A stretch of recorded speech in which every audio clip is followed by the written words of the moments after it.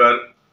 আসানসোলের জনগণের কাছে আমার নিবেদন যে আগামীকাল 15ই জুলাই 2024 আসানসোল ধাদকা রোডের যে মঙ্গল পাণ্ডে সেতু তার নিকট আমরা যে ধর্ণা কর্মসূচি আয়োজন করেছি সেটাতে আপনারা সামিল হন।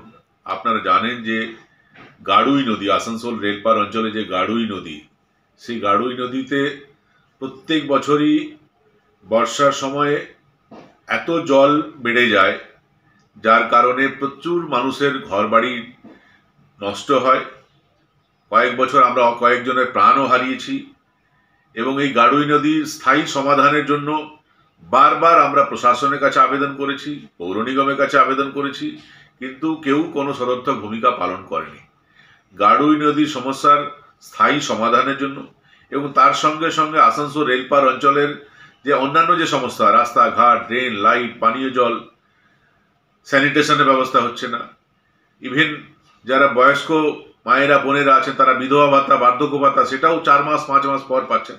এই যে বিভিন্ন সমস্যা, তার সমাধানের জন্য প্রশাসনের উপর চাপ তৈরি করার জন্য আগামীকাল আমরা সবাই মিলে ধর্নায় বসবো।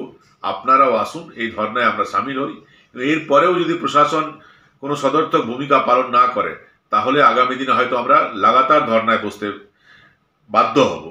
আসুন, কালকের এই যে ধর্না, আসানসোল রেলপারের যে বঞ্চিত মানুষের যে লড়াইয়ের জন্য এই যে ধর্না, সে ধর্নায় আপনারা সামিল হন এবং এই লড়াইকে আরো জোরদার করে তুলুন।